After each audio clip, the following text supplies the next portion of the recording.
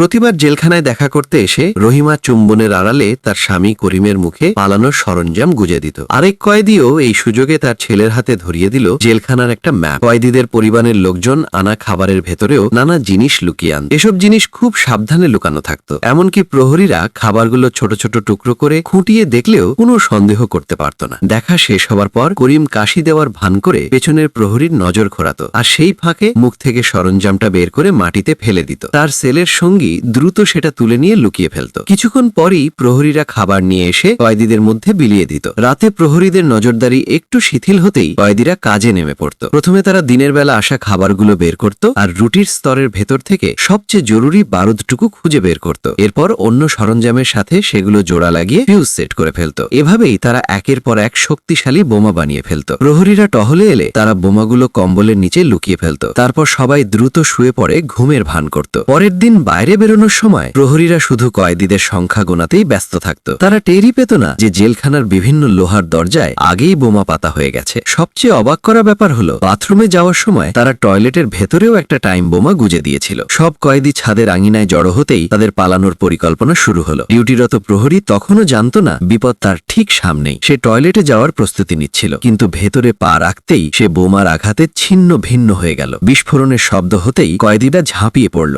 সংখ্যায় বেশি হওয়ায় তারা দ্রুত ছাদের প্রহরীদের কাবু করে ফেলল। তারপর তারা দ্রুত জেলের পোশাক খুলে নিচে নেমে এলো এবং আগে থেকে পাতা বোমাগুলোতে আগুন ধরিয়ে দিল। কিন্তু এতেও পালানো সম্ভব ছিল না, কারণ নিচতলায় আরো অনেক প্রহরী ছিল। পরিস্থিতি আরো খারাপ হলো যখন খবর পেয়ে নদীর ধারে গোসল করতে থাকা ব্রিটিশ সৈন্যরা সাহায্যের জন্য ছুটে এলো। ভাগ্য ভালো যে জেলের বাইরে থাকা কয়েদিদের সঙ্গীরা আগেই রাস্তায় অনেক বিস্ফোরক পুঁতে রেখেছিল, যা ব্রিটিশ সৈন্যদের গতি সাময়িকভাবে কমিয়ে দিল। এই সুযোগে কয়েদিরা প্রধান ফটক দিয়ে বেরোনোর ঝুঁকি না নিয়ে তাদের সঙ্গীদের সাথে ঠিক করা ল্যাবরেটরির দিকে এগিয়ে গেল। তারা দ্রুত দেওয়ালের গায়ে এক বান্ডিল বিস্ফোরক লাগিয়ে দিল, আর ওদিকে দেওয়ালের বাইরে থেকেও সঙ্গীরা আরো বোমা সেট করল। দুই পক্ষ প্রায় একই সাথে ফিউজে আগুন দিল, তারপর দ্রুত নিরাপদ দূরত্বে সরে গেল। আর ঠিক তখনই ঘটল এক প্রচণ্ড বিস্ফোরণ। 10 মিটার পুরো দেওয়ালটা মুহূর্তের মধ্যে ধসে পড়ল।